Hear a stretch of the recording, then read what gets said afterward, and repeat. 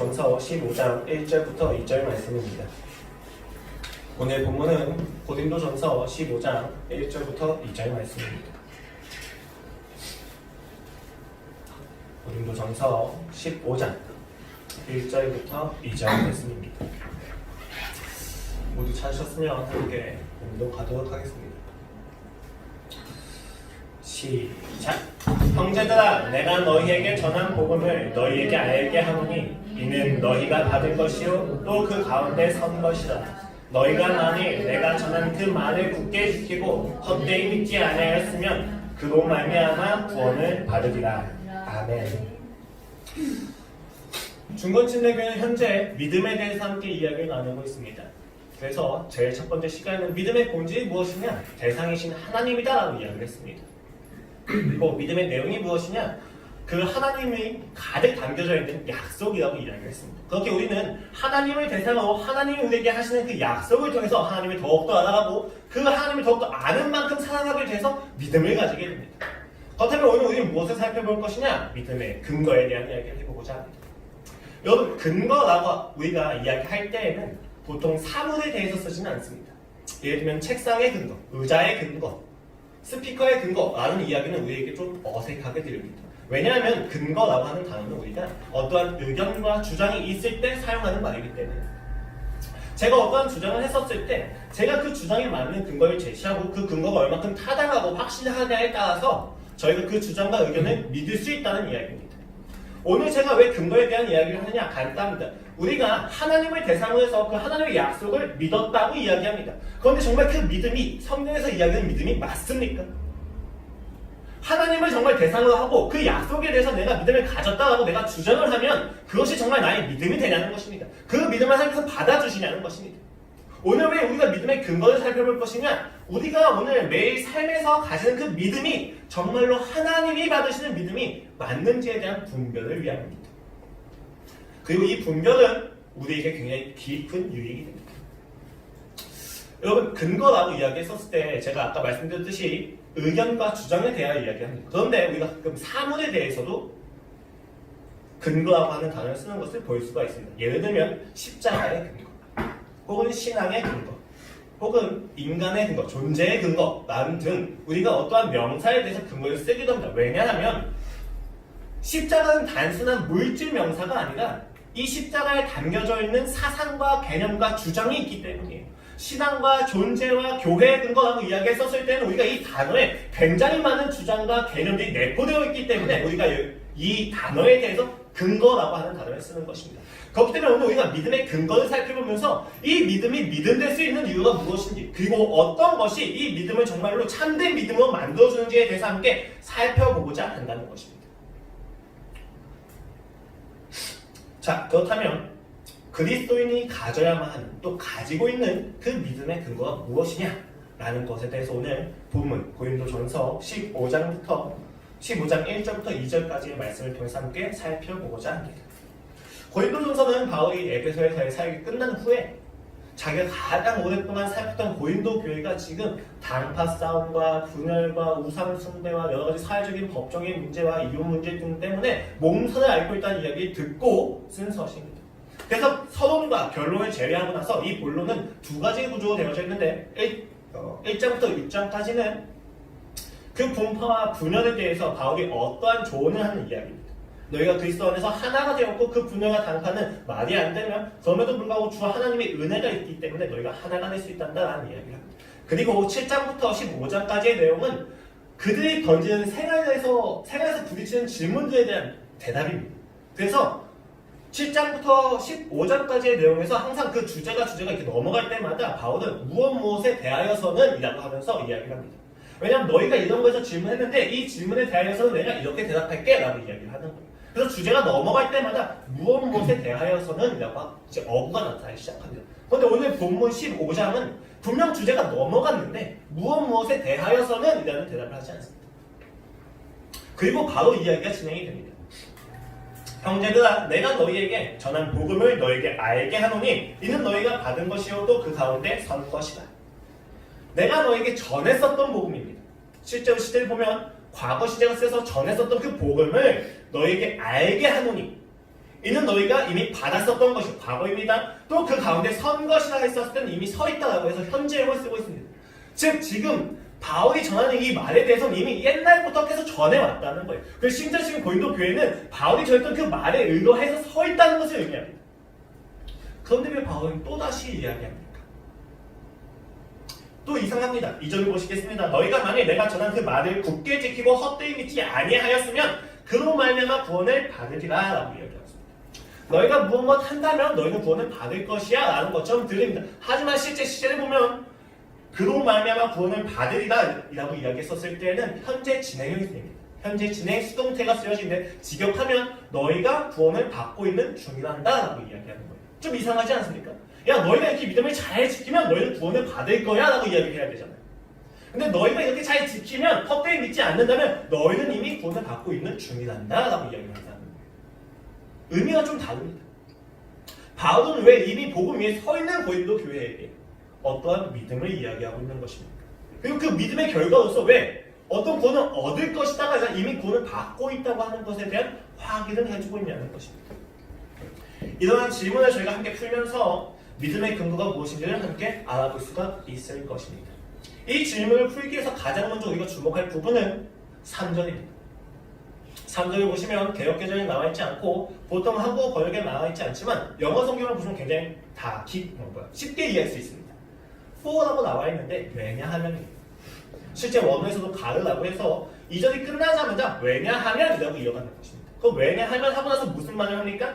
3절부터 4절 말씀입니다. 내가 받은 것을 먼저 너희에게 전하였노니 이는 성경대로 그리스도께서 우리 죄를 위하여 죽으시고 장사하시는 바 되셨다가 성경대로 사흘 만에 다시 살아나사라고 이야기했습니다.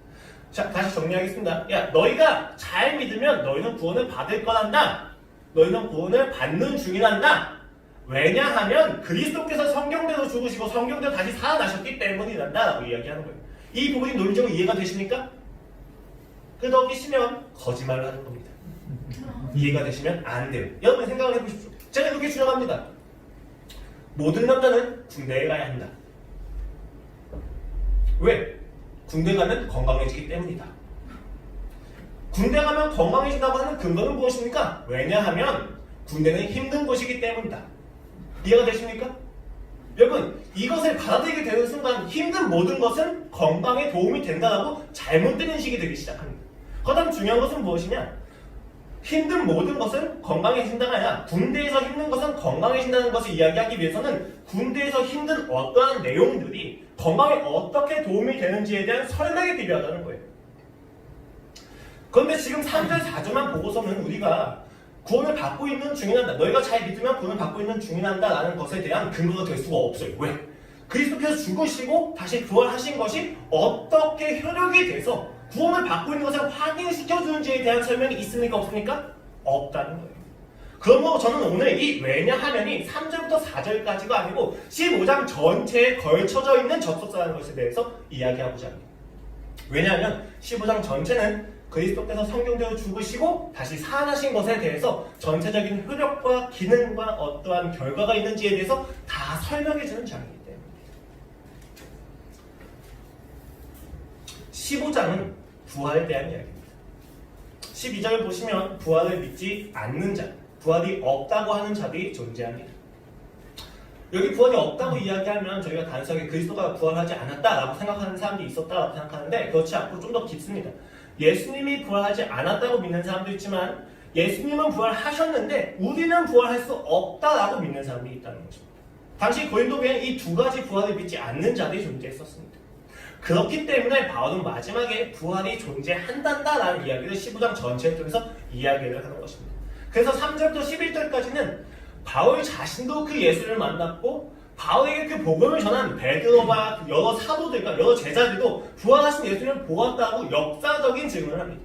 그리고 12절부터 28절까지는 그 부활이 얼만큼 의의가 있냐면 이 부활이 없으면 우리가 가진 모든 믿음은 헛된 것이 된다고 이야기하고 29절부터 34절까지는 이 부활의 의의를 가지고 있는 자신의 삶에서는 날마다 죽는 부활이 있을 수밖에 없다고 얘기하면서 부활의 결과를 이야기합니다. 그리고 35절부터 49절까지의 내용에서는 그럼 부활이 어떻게 됩니까? 라고 하는 방법에 대한 이야기를 물어봤을 때 그가 부활은 너희가 이해할 수 있는 속성으로 되어지는 것이 아니며 온전한 육체와 온전한 영으로서 이루어지는 거란다 라고 대답을 하고 50절부터 58절까지 부활이라고 하는 것이 어떠한 결과를 가져오고 최후 그 승리의 날에 우리가 부활의 몸을 가지고 하나님을 영원토록 찬양하게 될 거란다 라는 이야기를 하고 있습니다. 바로 이렇게 치밀하게 부활에 대해서 하나하나 설명을 해줍니다. 이때 우리는 2절의 말씀을 조금 더 이해할 수 있을 것입니다. 내가 전한 그 말을 굳게 지키고 헛되이 믿지 아니하였더라면 여기서 이야기한 그가 전한 그 말이 무엇입니까? 바로 부활신앙입니다. 예수 그리스도께서 죽으시고 다시 부활하셨다는 내용에 대해서 그들이 믿게 되었다는 것입니다. 그리고 그것에 대해서 지금 다시 한번 바울이 이야기하고자 한다는 것입니다. 13절부터 다시 읽어보도록 하겠습니다. 만일 죽은 자의 부활이 없으면 그리스도도 다시 살아나지 못하셨으리. 그리스도께서 만일 다시 살아나지 못하였으면 우리가 전파하는 것도 헛것이요 또 너희 믿음도 헛것이며 또 우리가 하나님의 거짓 증인으로 발견되리니 우리가 하나님이 그리스도를 다시 살리셨다고 증언하였습니다. 만일 죽은 자가 다시 살아나는 일이 없으면 하나님이 그리스도를 다시 살리지 아니하셨으리라. 만일 죽은 자가 다시 살아나는 일이 없으면 그리스도도 다시 살아나신 일이 없었을 터이요 그리스도께서 다시 살아나신 일이 없으면 너희의 믿음도 헛되고 너희가 여전히 죄 가운데 있을 것이요. 즉 그리스도의 다시 사심과 성도가 다시 사는 것을 함께 결부시켜서 이야기하고 있다는 것입니다. 바울은 그들이 예수 그리스도의 부활과 성도의 부활을 나누어서 이해하는 것에 대해서 철저하게 반대하고 있습니다. 하나님이 부활하신 것, 예수 그리스도가 부활하신 것은 바로 너희와 함께 묶여서 너희의 부활도 예표하고 있는 거란다라고 확실하게 이야기하고 있다는 것입니다. 그리고 그것을 믿는 것만이 헛되지 않은 믿음이라고 이야기하고 있습니다. 만약 우리가 부활하지 않는다면 우리가 하고 있는 모든 것이 헛되다라고 이야기하고 있습니다. 즉 헛되이 믿는다는 것이 무엇을 의미하냐, 그리고 굳세게 믿는다는 것이 무엇을 의미하냐, 그리스도의 죽음과 부활이 나와 함께 묶여서 나도 그와 함께 죽었고 나도 그와 함께 부활했다는 것에 대해서 우리가 믿어야만 한단다. 그리고 그것을 믿을 때 우리는 비로소 우리가 구원받고 있는 중이라는 것을 확신할 수 있다라고 이야기하고 있다는 것입니다. 자, 그렇다면 왜 그는 그토록 부활을 중요하게 이야기할 수밖에 없었습니까? 우리가 부활을 이해하기 위해서는 첫 번째, 죽음에 대해서 이해해야만 합니다. 여러분, 예수 그리스도는 죽음을 당하신 것입니까? 아니면 그가 죽음을 선택하신 것입니까? 성경적으로 대답할 때는 그는 100% 죽음을 당하셨고 100% 죽음을 선택하셨습니다. 굉장히 재미있어요. 유대인 지도자들이, 특히 사두개인이나 바리새인들과 제사장들이 예수님을 굉장히 증오했어요. 왜냐하면 자신의 기득권이 빼앗기는 것을 보고 있었기 때문에. 그럼 당장 죽이면 되잖아요. 그런데 그 예수 그리스도를 죽이면 어떤 일이 벌어지냐? 민중들이 들고 일어날까봐 두려워했어요. 왜냐하면 민중들은 그를 선지자로 여기고 있었기 때문입니다. 그래서 6월절, 어떤 절기인 날에 그 예수를 붙잡아다 죽이는 것을 굉장히 꺼려하고 있었어요. 왜냐하면 6월절에는 굉장히 많은 민중이 모이기 때문에. 그렇기 때문에 6월절 날에 피해서 그를 처벌하거나 6월절 날에 아무도 모르게 그를 처벌하고 싶었던 마음이 있었던 것입니다. 그래서 그를 은밀하게 잡았습니다. 그런데 문제가 생겨요. 그를 은밀하게 잡는 것까지는 문제가 없어요. 그런데 6월절 날에 그에게 심판을 가야 되는데 그를 그냥 구류하고 억류하고 있다는 사실을 알려지면 민중들이 들고 일어날 수가 있잖아요. 그래서 유대인 지도자들이 굉장히 많은 고민을 합니다. 왜냐하면 유대인 자체 법정인 사내들인 공의에서는 신성 모독까지는 이야기할 수 있지만 사형을 언도할 수 있는 능력은 없어요.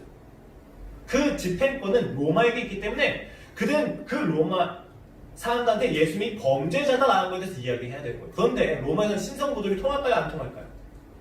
통하지가 않아요. 왜? 로마는 다종교를 인정해주고 있기 때문에. 그러니까 고민에 빠진 거죠. 어떻게 해야 예수 그리스도가 반란을 일으켜서 십자가에 못 박혔다고 이야기할 수 있을까? 못 박혀야만 한다고 이야기할 수 있을까에 대해서 심각하게 고민을 하는 것입니다. 왜? 십자가에 못 박히면 예수님은 더 이상 선지자일 수 없기 때문이에요. 그럼 민중들의 반란도 피하고 예수도 죽이고 일석이조가 된다는 거죠. 예수님이 십자가에 못 박히기 위해선 로마 법정에서 반역죄가 성립이 되어야 됩니다. 내난죄가 성립이 되어야 합니다. 그런데 정말 재밌는 건 예수님이 끝까지 아무 말도 안 하셨으면 넘어가셨을 텐데 그 모든 신문에서는 한마디도 대답을 안 하시다가 총독이 어떤 질문을 하는데 그 질문에는 대답을 하십니다. 마태복음 27장 11절 말씀입니다. 예수께서 총독 앞에 섰음에 총독이 물어 이르되 네가 유대인의 왕이냐? 질문에 대답을 하시면 돼요, 안 돼요? 안 돼요. 그런데 예수께서 대답하시되 네 말이 옳도다 하시고 왕이라고 인정을 하십니다. 로마 황제가 세운 왕이 아닌 이상 왕임을 주장해서는 안 되는데 예수께서 그 질문만 대답을 하세요. 모든 질문에는 대답을 안 하세요. 뺨을 맞고 침을 뱉음을 당하면서도 모욕을 당하시면서도 아무 대답을 안 하시다가 총독이 묻습니다. 네가 왕이야? 그래, 네 말이 옳다 라고 하시면서 그는 죽음을 선택하십니다. 그렇게 예수님은 십자가에 못 박혀 돌아가십니다. 그 죽음이 무엇을 바꾸었습니까? 그 죽음은 아무것도 바꾸지 못했습니다. 그 죽음은 제자들로 하여금 도망가게 했습니다. 그 죽음은 예수님의 선지자로 믿던 모든 사람들에게 배신감을 안겨주었습니다. 배신감에 분노한 군중은 그를 향해 돌을 던집니다. 침을 뱉습니다. 비아냥됩니다. 하나님의 아들이거든 내려와봐라. 그러나 그런 그들을 향해서 예수님은 주여 저들의 죄를 용서하여 주시옵소서 라고 이야기하십니다. 문제는 그가 부활하셨다는 것입니다. 실컷 배신감에 분노가 일어나서 그를 비아냥대고 욕하고 찔렀는데 죽였는데 그가 부활을 하신 거예요. 이렇게 부활을 하게 되니까 우리는 두 가지 질문을 가지게 됩니다. 왜? 그가 부활했다는 것은 그가 죄가 없다는 것을 의미해요. 죄의 삭은 사망입니다. 사망은 죄를 지은 모든 죄를 피해갈 수가 없어요. 그런데 이 죽음을 피해갈 수 있는 유일한 이유가 있는데 죄를 지지 않는 사람에만 가능하다는 것입니다. 그런데 예수님이 사망을 이기시고 부활을 하셨어요. 그러니까 예수님은 그 사망보다 더 높으신 분이고 그 사망이 감히 참수할 수 있는 정죄의 내용이 없다는 거예요. 그러면 그는 죄인이 아니라는 것을 의미합니다. 그렇다면 그들에겐 이런 의문이 떠오르는 거죠. 그렇다면 그는 왜 저주를 받으셨던 거지? 나무에 달린 자마다 저주받은 자리다 라고 했던 그 말씀에 응한 것, 그 말씀에 근거로 해서 우리가 보았을 때 예수님은 죄는 짓지 않으셨는데 저주는 받으셨다는 거예요. 그렇다면 그는 왜 저주를 받으셨지? 라는 의문이 떠오른다는 것입니다. 그는 왜 저주를 받으셨습니까? 라고 하는 질문에 대해서 오순절날 성령이 임해서 그들에게 두 가지 사실을 깨닫게 해줍니다. 첫 번째, 그가 나의 죄를 위하여 저주를 받으셨다는 것입니다. 두 번째, 그가 죽기만 하신 게 아니라 나와 함께 부활하셨다는 것입니다. 그래서 이제는 내가 하나님께 나아갈 수 있다는 것입니다. 여러분, 예수님이 돌아가신 그날은 초실절이에요. 부활하신 그날은. 그래서 그 이사의 저녁에서 단 하나, 대표를 가지고 있는 곡식을 하나 하나님께 드립니다. 근데 오순절날은 좀 달라요. 오순절날은 하나만 드리는 게 아니고 각 가정마다 추수한 그 곡식을 드립니다. 즉 하나님이 예수님이 부활하신 것은 혼자 부활하신 게 아니고 이스라엘 대표에서 가장 먼저 첫 열매로 드려지고 오순절날 성령을 받으니까 제자들이 알게 된 건 예수님이 부활하신 것은 혼자 그냥 부활하신 것이 아니라 우리가 부활할 거라고 하는 것에 대한 예표로서 대표로서 먼저 부활해 주신 거구나. 그리고 이제 우리가 함께 부활하는 거구나 라는 믿음을 주었다는 거예요. 그렇게 되니까 그때부터 제자들이 설교를 하기 시작합니다. 그 전까지 능력을 발휘하는 건 있었습니다. 하지만 설교를 하지 못했어요. 그런데 그때부터 제자들이 성령의 힘으로 예수님께서 그동안 가르쳐줬던 것과 그리고 구약에 이야기했던 모든 예수님에 대한 예언을 설교하기 시작합니다. 그 설교에서 굉장히 큰 역사가 일어나기 시작합니다. 그 뒤에 어떻게 그렇게 힘을 가질 수 있었습니까? 22절입니다. 아담 안에서 모든 사람이 죽은 것 같이 그리스도 안에서 모든 사람이 삶을 얻으리라. 우리가 그리스도와 함께 묶였다는 것입니다. 또 5절입니다. 만일 우리가 그의 죽으심과 같은 모양으로 연합한 자가 되었으면 또한 그의 부활과 같은 모양으로 연합한 자도 되리라. 부활신앙의 의미는 바로 이것입니다. 우리가 그와 함께 죽었고 우리가 그와 함께 살았다는 것입니다. 그래서 예수님은 부활하셨는데 우리는 부활하지 못했어 라고 이야기를 할 수가 없는 거예요. 바로 이것을 결사적으로 수고할 수밖에 없었던 거예요. 나는 하나님과 함께 죽었고 하나님과 함께 살았다. 그렇기 때문에 오늘 내가 가진 모든 믿음은 헛되지 않다입니다. 만약 여러분이 부활을 여러분의 삶에서 삭제하신다면 오늘 여러분이 하는 모든 신앙생활은 다 헛되게 될 것입니다. 그래서 바울이 부활을 15장에서 이야기하는 거예요. 왜? 그 모든 권면과 그 모든 실제적인 내용들에 대해서 그것들이 헛되지 않기 위해서 무엇이 필요한 거예요? 부활이 필요한 거예요. 예수 그리스도의 부활의 사건이 없다면 그들이 열심히 살아가는 그 모든 것들이 다 헛될 수밖에 없다는 것입니다. 여러분, 헛되다는 것이 무엇을 의미합니까? 제가 군대를 갔습니다. 저는 2년을 다녔습니다. 공군이어서 2년을 다녔는데 전역증을 안 줘요. 그럼 제가 2년 동안 군대 생활을 한 것이 헛됩니까? 헛되지 않습니까? 매우 헛됩니다.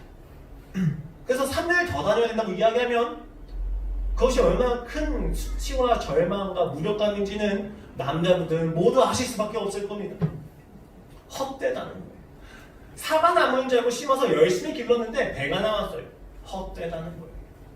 내가 생각한 결과가 나오지 않았을 때 우리는 그것이 헛되다고 이야기합니다. 왜? 내가 생각한 대로 내가 했던 모든 노력이 결실을 맺는 것을 봐야 되는데 나의 모든 노력이 헛되게 된 거예요. 결과가 나오지 않았기 때문에.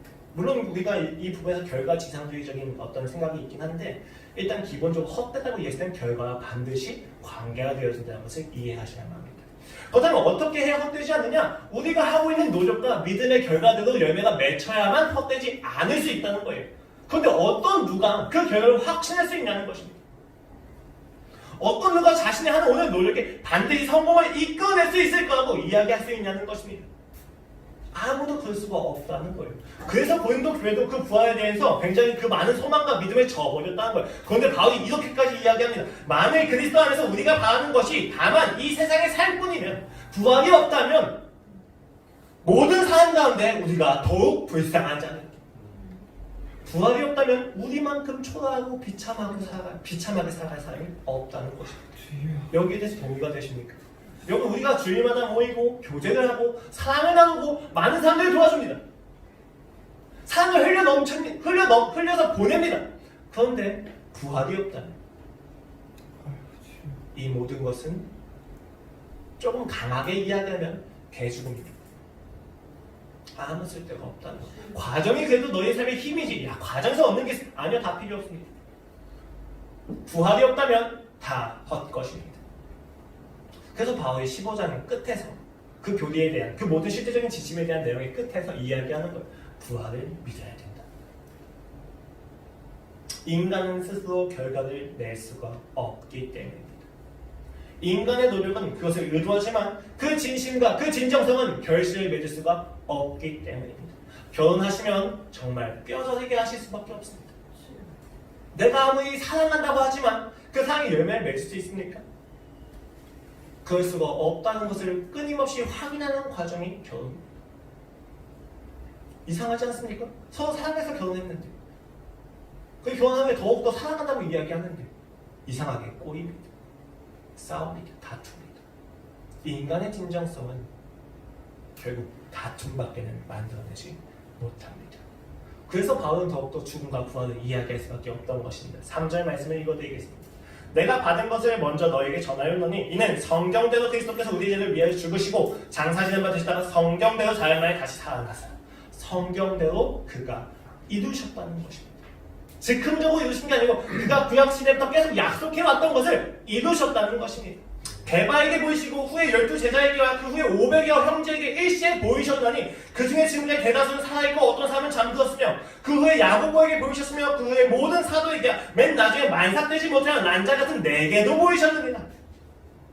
역사적으로 사실이라는 것입니다. 그의 죽음과 그의 부활을 우리가 실제로 보고 만지고 듣고 느꼈다는 것입니다. 그것이 왜 그토록 중요합니까?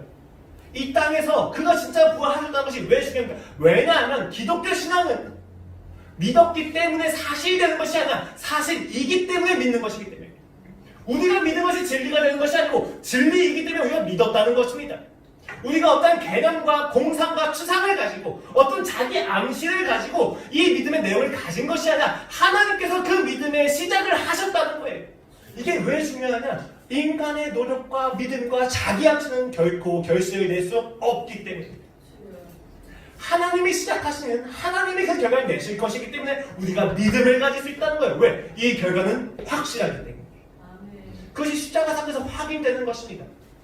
그 수천 년을 지나서 하나님이 마침내 메시아를 보내셔서 그 인류를 구원하시는 약속을 이루셨습니다. 그것이 실제로 이 땅에서 이루어졌어요. 그것을 볼 때 우리는 앞으로 우리 인생에서 하나님께서 약속하신 것도 반드시 이루어지실 거라고 확신할 수 있다. 그래서 바울이 이렇게 이야기합니다. 나는 사도 중에 가장 작은 자다. 나는 하나님의 교회를 박해하였으며 사도와 칭함받기를 감당하지 못할 자다. 그러나 여러분 성경에서 그러나만큼 아름다운 문장은 없는 것 같습니다. 그러나 내가 나된 것은 하나님의 은혜로 된 것이니. 아멘. 자신의 행위를 보았을 때는, 자신의 삶을 보았을 때는 그 결과를, 부활을 본인도 확신할 수 없어요. 사도라고 부름 받는 걸 감당할 수 없는 자잖아요. 그러나 내가 사도 된 것은, 내가 나 된 것은 은혜로 된 것이니. 아멘. 하나님이 하신 것이니 아멘. 내가 받아들이겠다. 아멘. 주여. 내게 주신 그의 은혜가 헛되지 아니하여 반드시 이루어지실 것이라는 겁니다. 내가 모든 사도보다 더 많이 수고하였으나 내가 한 것이 아니오 오직 나와 함께 하시는 하나님의 은혜로다. 그러면 나나 그들이나 이것이 전파하면 너희도 이것이 믿었느니라.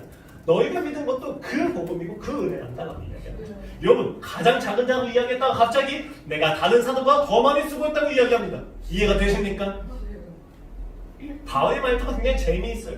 자랑을 하는 것도 아니고 겸손하지도 않습니다.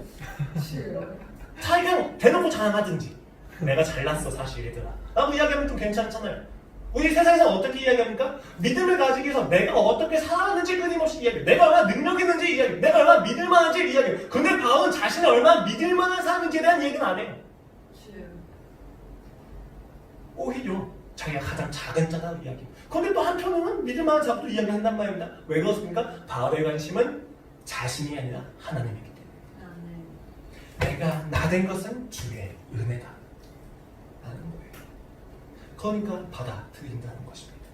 하나님이 내게 감당할 수 없는 것을 주셨다 할지라도 받아들이겠다는 것입니다. 하나님 내가 수치스러운 것을 주신다 할지라도 받아들이겠다는 것입니다. 왜? 하나님의 은혜이기 때문에.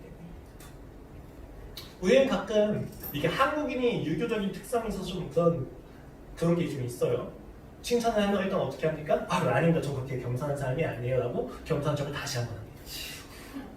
일단 선물 주면 아니에요 너무 좋은데 이거 너무 받고 싶은데 일단 한번 사랑하는 덕이 있어야지 라고 이야기해요.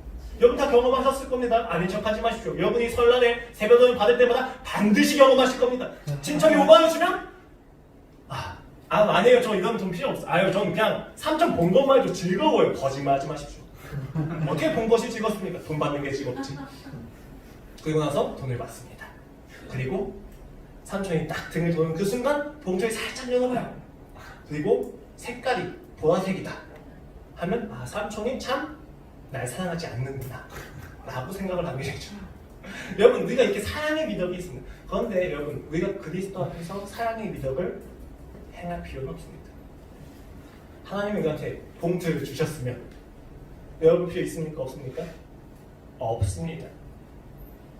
거기에 100만 원 있으면 받아들이시면 되는 거고 500원이 있어도 받아들이시면 되는 것입니다. 네. 왜냐하면 하나님은 얼만큼 큰 일을 했냐가 아니라 주신 것만큼에 대해서 얼만큼 충성하냐에 대해서 이야기하시기 때문입니다. 아멘. 그것이 바로 은혜입니다. 하나님이 야 너 잘나네야 라고 이야기하면 내가 잘났다는 것을 받아들이십시오. 하나님이 근데 여러분에게 너는 참 못났다라고 이야기하시면 못났음을 받아들이십시오. 왜냐하면 하나님은 나의 잘남을 가지고 일하지 않으시고 나의 못남을 가지고 일을 안 하지 않으시기 때문에. 바울은 그 은혜를 확신했습니다. 그것이 실제 역사이고 사실이고 진리이기 때문입니다. 우리가 어떠한 주장과 개념을 지지해주고 지탱해주는 것을 근거라고 이야기합니다. 이 근거의 특성은 확실성입니다. 확실하지 않다면 우리가 하는 모든 주장과 의견은 헛되게 됩니다. 제가 이야기합니다. 모든 남자는 군대를 가야만 한다. 왜냐하면 근거를 이야기할 때 내가 갔다 왔기 때문이다 라고 이야기하면 제가 했던 모든 것을 다른 사람도 모두 해야만 한다고 하는 논리의 비약이 일어납니다. 근거가 확실하지 않은 거예요. 물론 제가 군대에서 힘들었기 때문에 모든 남자애들, 모든 학생을 볼 때마다 군대에 보내고 싶은 심정은 사실입니다. 전 중학생과 고등학생을 볼 때마다 그 남자애들 볼 때마다 굉장히 재밌어요. 그냥 보기만 해도 즐겁습니다. 왜? 난 군대 갔다 왔거든요. 그 사람들 가야만 해요. 뭐 이런 애들도 있어. 그럼 전 공익 갈 거예요? 상관없습니다. 그것도 군대니까 괜찮아요. 물론 인간의 본성이 이렇습니다. 하지만 그것은 근거로서 확실하지는 않다는 거예요. 근거가 가지는 특성은 확실성에 있습니다. 세상은 이것을 통계적인 자료와 임상시험을 가지고 이야기합니다. 하지만 기독교 신앙은 그렇지 않습니다. 기독교 신앙에서 이야기하는 확실성은 어디에 있습니까? 제가 하나님을 대상으로 믿었고 하나님께서 하신 약속에 대해서 알고 있습니다. 그 알고 있는 지식 자체가 믿음이 됩니까? 믿음을 주장하십니까? 어떻게 우리는 우리의 삶에서 이 믿음이 진짜 믿음인지, 이것이 정말 헛되지 않고 결실을 맺을 수 있는 믿음인지에 대해서 어떻게 분별할 수 있습니까? 그것을 분별할 수 있는 시금석은 도대체 어디에 있냐는 것입니다. 그거에 대해서 저는 지금까지 죽음과 부활에 대해서 이야기했습니다. 왜 죽음과 부활이냐? 여러분 이렇게 생각하시면 됩니다. 부활은 두 가지 의미가 있습니다. 첫 번째, 죽음과 부활은 우리를 그와 묶으신 연합을 의미합니다. 두 번째, 그것은 성경대로 역사적으로 일어난 사건입니다. 이것을 압축시켜서 한 가지의 단어로 이야기한다면 우리를 향하신 하나님의 사랑입니다. 우리를 향하신 하나님의 사랑이 이 땅에서, 이 시간과 이 공간에서 실제로 이루어졌습니다. 그 약속이 이루어졌다는 것이 바로 우리의 믿음의 근거가 되어야 된다는 것입니다. 우리가 가지는 믿음의 근거는 무엇이냐? 하나님의 전능하시고 인격적이신 하나님이 우리를 사랑하셨다는 것에 대해서 우리가 현재적으로 체험하고 현재적으로 경험을 해야만 한다는 것입니다. 그 십자가의 죽음과 부활이 현재적인 감화력으로서 우리를 감화시킬 때 우리는 비로소 그 믿음이 진짜라는 것을 확인할 수 있습니다. 이것을 조금 더 설명을 드리도록 하겠습니다. 우리는 모두 부활 앞에서 의문을 가집니다. 죄가 없으신 그리스도께서 왜 저주를 당하시는가? 나의 죄 때문이구나. 그리고 나의 죄 때문이라는 것을 아는 순간 우리는 굉장히 심각한 고민에 빠지게 됩니다. 왜냐하면 우리는 이 죄를 이겨낼 수 있는 힘이 없기 때문입니다. 나를 위해서 죽으신 그분에게 우리는 끊임없는 죄책감을 가지게 됩니다. 나 때문이구나. 나 때문이구나. 어떻게 이것을 해결해야 할까? 그런데 성경은 그리스도께서 죽으셨고 부활하셨다고 이야기합니다. 그때 우리는 희망을 가집니다. 아, 그럼 그는 왜 우리를 위해서 죽으시고 부활하실 수밖에 없었느냐? 라고 했었을 때 성령님이 오셔서 우리에게 하나님의 음성을 가슴에 울려주십니다.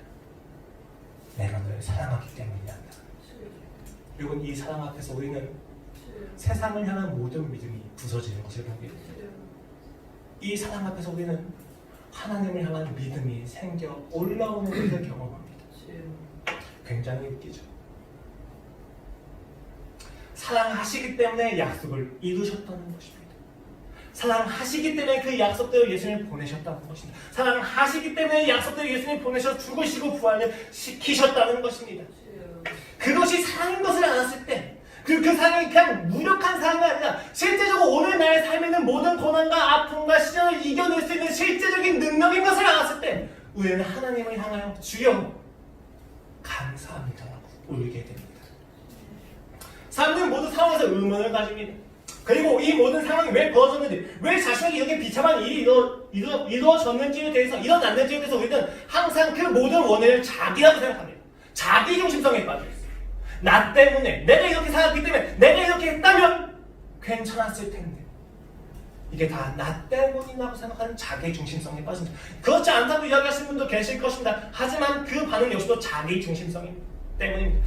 그 모든 원인과 책임을 견디기 힘드니까 그 모든 원인과 책임을 뒤틀어서 누구에게 돌립니까? 타인에게 돌립니다. 저 사람 때문에, 세상 때문에 피해의식이 생기고 피해 망상이 생긴다는 것입니다. 그러나 이것도 사실 다 자기 중심성 때문입니다.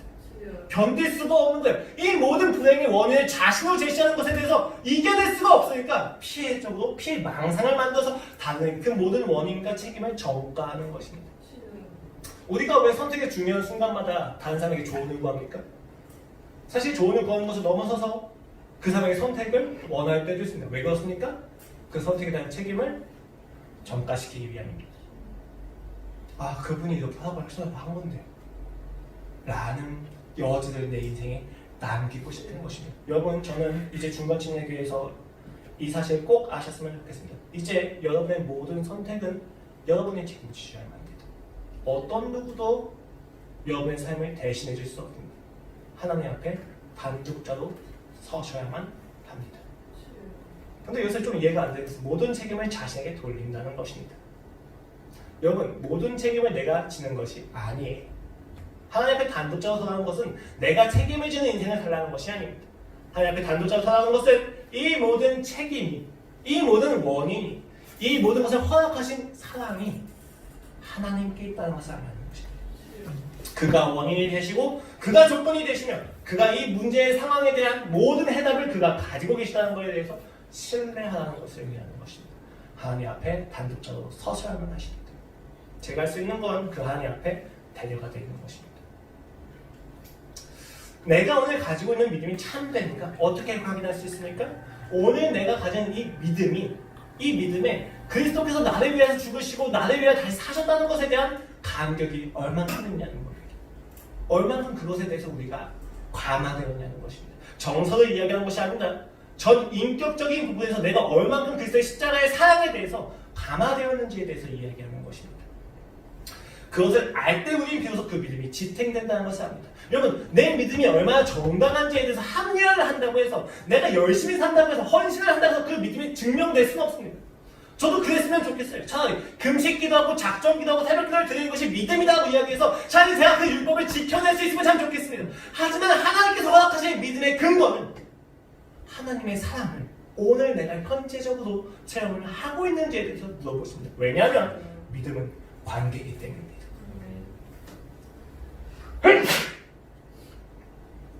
선수 뭔 줄 알았네요. 아니, 사람이 이렇게 웃기면 안 되는데 깨달이 막 이런 생각이 나요. 여러분, 믿음의 근거는 사랑입니다. 아멘. 믿음의 근거는 하나님이 나를 향하신 사랑이고 아멘. 그 사랑에 감격해서 그 사랑을 따라가고 싶어하는 하나님을 향한 나의 사랑입니다. 아멘. 여러분, 이 사랑이 얼마나 넓은지 아십니까? 이 사랑이 얼마나 깊은지 아십니까? 수천 년의 세월을 넘어서 사랑하시는 그 깊이를 아시기를 축원합니다. 아멘. 저도 그 깊이를 더 깊이 알고 싶습니다. 주님. 사춘기의 아이들이 언제 처리됩니까? 주여. 열심히 나가서 친구들과 어울리고 밤을 지새며 술을 마시고 담배를 피고 모든 할 수 있는 일탈을 행하는 그 아이들이 언제 처리됩니까? 자신보다 더 강한 상대를 만날 때 처리될까요? 자신보다 더 능력 있는 상대를 봤을 때 처리될까요? 그렇지 않습니다.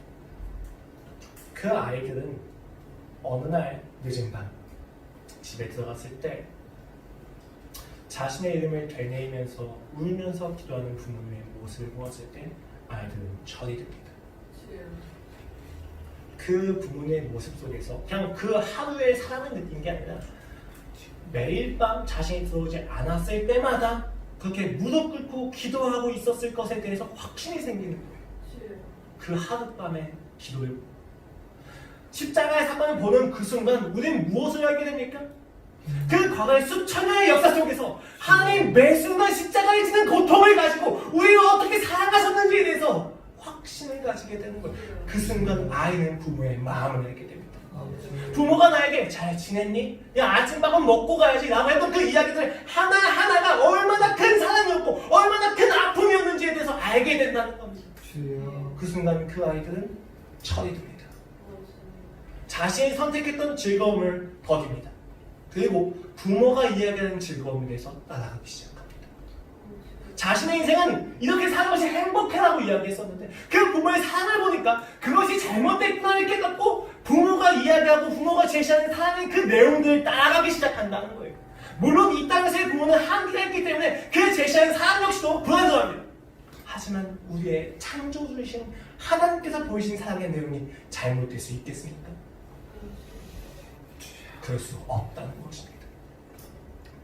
왜 고린도 교회는 그 부활을 믿지 않았던 것입니까? 예수 그리스도의 부활을 믿었으면서 자신의 부활을 믿지는 않은 이유는 정황상 굉장히 많은 이유가 있지만 정황상으로는 그들이 심각한 자책을 가졌다는 것을 알 수 있습니다. 분파에 대해서 우상 숭배에게 바쳐진 재물 때문에 음란함 때문에 기독교의 신앙을 시작했는데도 불구하고 변하지 않는 자신의 오늘의 상태 때문에 그들은 심각한 자책에 빠져 있었다는 것을 의미합니다. 하나님을 사랑합니다. 부활이 있다고 이야기합니다. 근데 부활이 있다면 오늘 나와 같은 삶의 현실은 있을 수 없단 말입니다. 그 현 시대의 무거운 죄 앞에서 부활은 있을 수 없구나라고 단정을 짓게 되는 거예요.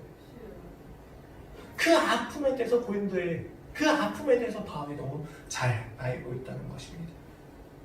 오늘 자신의 상태를 가지고 하나님의 영원한 은혜의 진리를 논하고 있는 고린도 교회에 대하여 바울은 부활을 이야기합니다. 54절입니다. 이 썩을 것이 썩지 아니함을 잊고 이 죽을 것이 죽지 아니함을 이밀 때에는 사망을 삼키고 이기리라고 기록된 말씀이 이루어집니다. 그냥 이루어진다는 게 아닙니다. 기록된 말씀이 이루어진다고 이야기합니다. 성경대로 그가 죽으시고 성경대로 그가 살아나셨기 때문입니다. 바울이 지금 사망을 이긴다고 이야기하는 그 성경대로 그가 죽으시고 부활하셨다는 것에 대한 분명한 근거가 있습니다. 사망을 반드시 이기실 거라고 이야기하는 것입니다. 사망한 너의 승리가 어디에 있느냐? 사망한 네가 쏘는 것이 어디에 있느냐? 아멘. 사망이 쏘는 것은 죄입니다. 주여. 죄의 권능은 율법입니다. 우리 주 예수 그리스도 말미암아 우리에게 승리해 주시는 하나님께 감사는 왜 갑자기 감사가 나옵니까? 사망에 쏘는 건 죄고 죄가 쏘는 것은 율법입니다. 그런데 그 율법을 누가 이루셨습니까? 하나님이 이루셨습니다. 예수님이 이루셨습니다. 근데 이루신 것을 그치지 않으시고 그것을 이루지 못한 그 온 인류의 역사 속에 있던 그 모든 죄를 그가 끝내셨다는 것입니다. 저주를 받으신. 근데 그 순간 우리가 함께 죽었었다는 것입니다. 그런데 그 순간 우리가 함께 살았다는 것입니다. 그러니까 담대하게 이야기합니다. 사망아, 네가 쏘는 것이 어디에 있느냐? 주여. 네가 쏘는 것은 이제 없다. 주여. 아멘. 나는 하나님의 자녀다라는 것입니다. 아멘. 나는 하나님과 함께 죽었고 하나님과 함께 부활했다는 것입니다. 그 무한한 사랑 앞에서 바울은 이야기하는 것입니다. 야, 자책하지 마. 그건 이미 끝난 거란다. 존재하지 않는 거란다. 나의 책임과 부족함이 승리를 결정짓지 않습니다. 그의 핍박과 그가 많은 승부자를 만들어낸 것이 그로 하여금 사도라고 하는 직분을 받지 못하게 하는 것처럼 말입니다.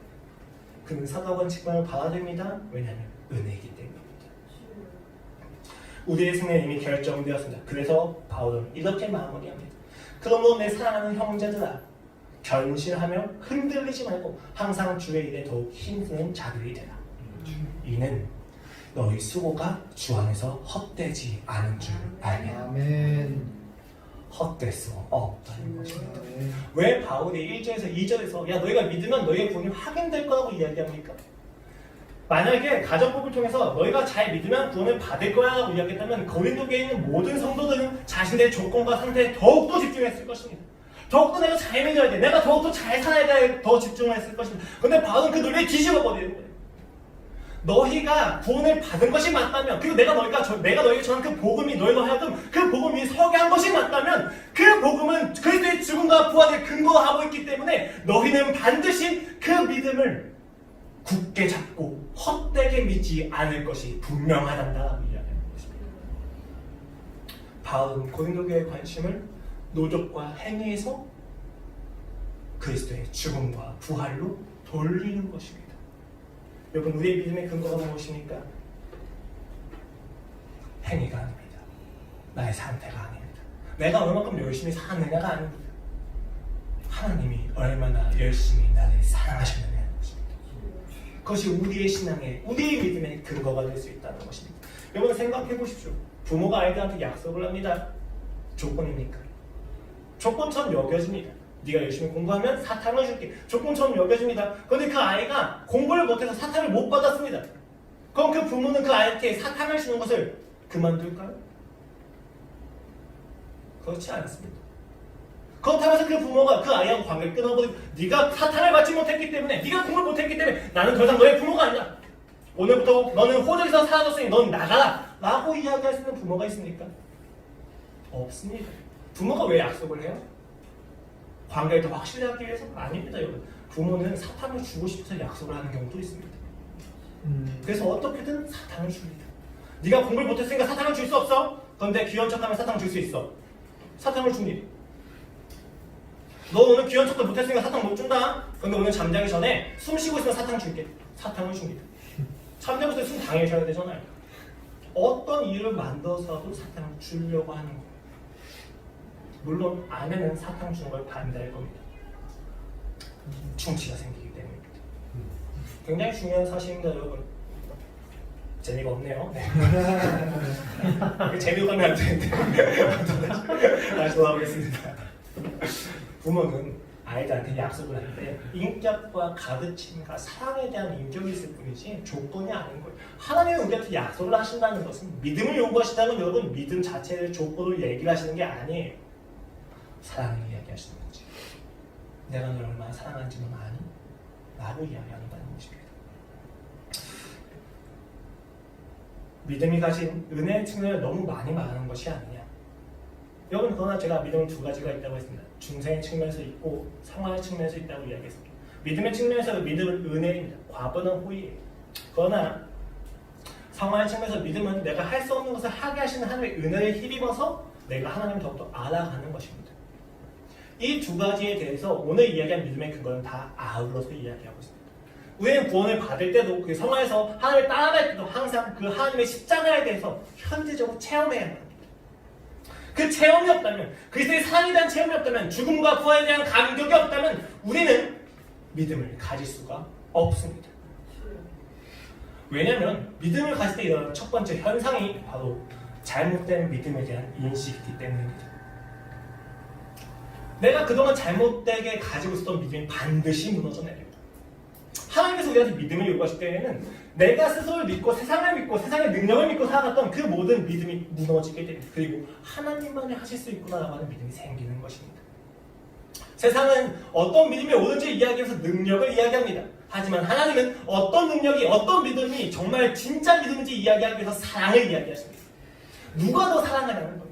누가 더 확실하게 사랑하냐는 거예요. 우리가 그 사랑 앞에서 잘못된 믿음이 모두 무너져낸다는 것을 아셔야 합니다. 학생들이 철이 들면 부모님의 마음을 알게 되면 공부를 하거나 공부가 아닌 모든 삶에서 성실함을 가지고 열심히 사는 이유가 여기에 있습니다.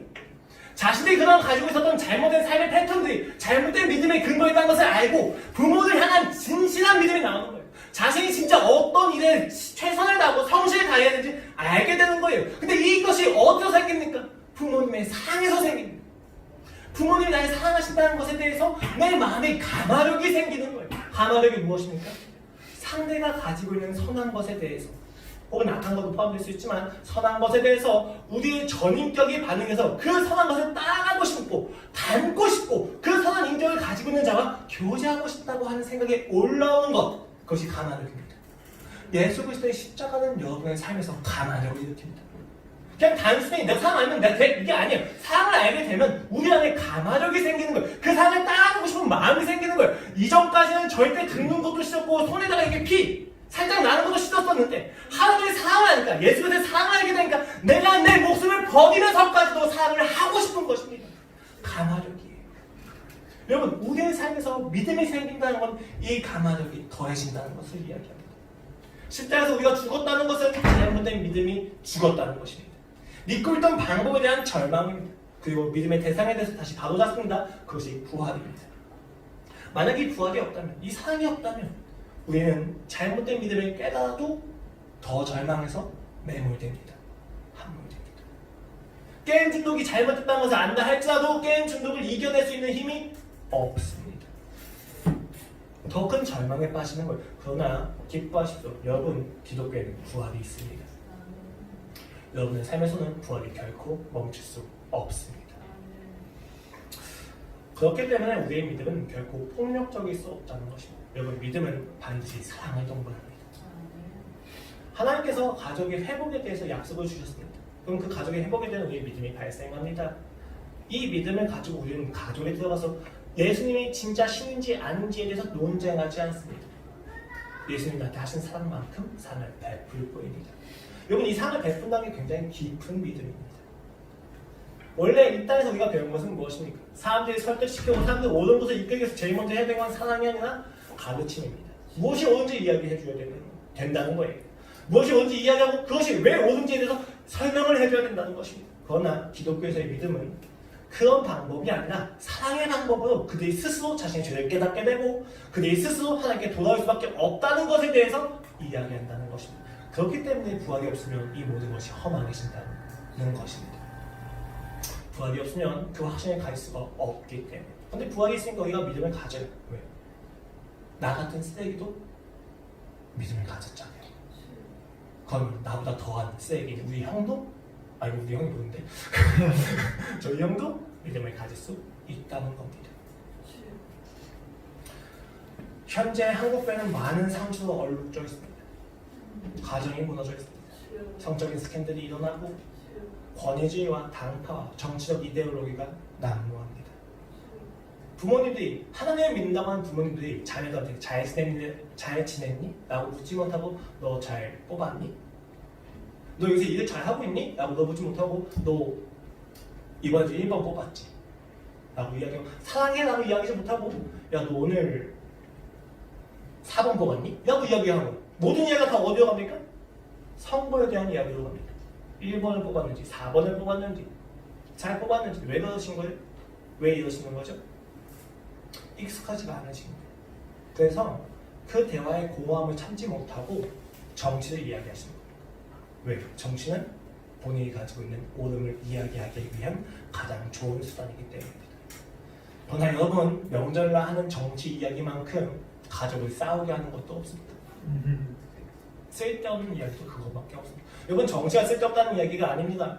정치는 필요합니다. 하지만 가족이 진짜 해야 되는 이야기 대신에 사랑을 이야기하기 대신에 정치 이야기하고 있다는 것은 굉장히 큰 문제가 있다는 것입니다. 심지어 교회 안에서도 그러고 있다는 것은 굉장히 심각한 문제입니다. 누구를 지지할 수 있지만 그것을 지지하지 않는 것이 불신이 된다는 것은 상당히 심각한 뒤틀림 속에 있다는 것입니다. 교회가 옳고 그름의 장이 되었다는 거예요. 여러분, 세상에서 교회를 비판할 때 교회 안에 있는 신자들도 함께 비판합니다. 그러나 여러분, 신자는 비판이 아니라 무릎 꿇고 울어야만 합니다. 주여, 오늘날 지탄받고 있는 이 교회, 민중대의 공분을 받고 있는 이 교회가 당신의 교회인 것을 나는 믿습니다. 주의 죽음과 부활이 이 교회의 희망이고 소망이라는 것을 믿습니다. 주여, 부디 이 자리에서 사랑을 주시옵소서. 그것이 바로 그리스도의 자세입니다. 신천지가 심판받았다고 좋아하는 것이 아니라 심판받을 수밖에 없는 신천지가 생길 수밖에 없는 기존 교회의 아픔에 대해서 아파해야 된다는 거예요. 교회는 사랑이기 때문입니다. 옳음이 세상을 변하게 하지 못합니다. 변화는 사랑에서 시작됩니다. 여러분, 웃긴 건 가족끼리 누가 옳은지 싸우면 옳은지에 대해서 이야기하면 싸움이 나는데 한 사람이 미안하다고 하고 사랑한다고 안 하시면 상대가 미안하다는 이야기를 합니다. 여러분, 근데 이 사랑을 하기에는 굉장히 큰 믿음이 필요해요. 내가 옳음을 주장하지 않더라도 하나님이 나의 옳음을 주장하실 것이라는 것에 대해서, 심지어 그리 아니하실지라도 하나님의 사랑이 반드시 나중에 이길 것이라는 것에 대한 믿음이 있어야 우리가 옳음을 포기할 수 있다는 거예요. 여러분, 그런데 우리는 포기할 수 있습니다. 왜냐하면 이미 죽었기 때문입니다. 십자가에서 함께 죽었기 때문입니다. 금식 기도와 작정 기도가 아닙니다. 가족에 들어가서 지지고 볶고 부대끼십시오. 그리고 사랑을 보여주십시오. 하나님이 여러분에게 그 사랑을 보여주었듯이 말입니다. 그렇기 때문에 바울은 마지막으로 이렇게 이야기합니다.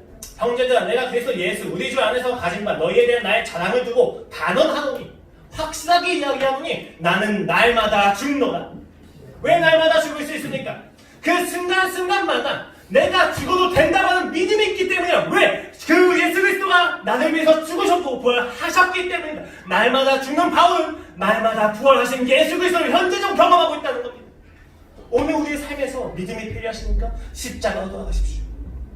내가 어디까지 믿고 있던 바에 대한 불신이 생기고 불안이 생기십니까? 십자가로 돌아가십시오. 세상의 능력과 세상의 이야기하는 비난과 지탄이 정당하다고 생각이 드십니까? 십자가로 돌아가십시오. 나의 삶에 공포가 나를 뒤집습니까? 십자가로 돌아가십시오. 그가 죽으셨고 그가 부활하셨다는 것이, 그것을 매일 경험할 때 여러분은 하나님이 나의 삶을 이끌고 있다는 것에 대한 믿음을 가지게 될 것입니다. 함께 기도하시겠습니다. 하나님 아버지,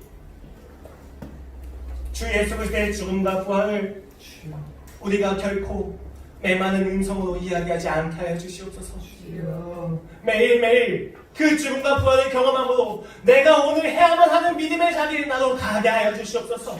주여, 우리 믿음이 없어서 세상의 기준과 세상의 방법을 끊임없이 따라갈 수밖에 없습니다. 하지만 주님, 우리는 믿음이 있습니다. 아멘. 주께서 죽으셨고 부활하셨기 때문에 아멘. 이 모든 상황이 하나님께서 허락하신 상황임을 알게 하여 주시옵소서. 주여 아버지 이 모든 아픔이 주께서 허락하신 사랑이라는 것을 깨닫게 하여 주시옵소서. 아버지 나의 오늘 이 비참함마저도 주의 애답고 입술 꽉 깨물어서 안가님을 쓰시면서 주시는 사랑이라는 것을 깨닫게 하여 주시옵소서. 아버지 그곳에서 우리가 믿음을 가집니다. 내가 옳지 않더라도 내가 억울하다 하더라도 주여.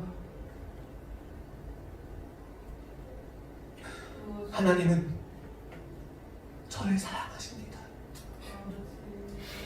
그 사랑이 우리의 전부가 되게 하여 주시옵소서. 아멘 감사하며 예수 그리스도의 이름으로 기도드렸습니다. 아멘 함께 찬양하시고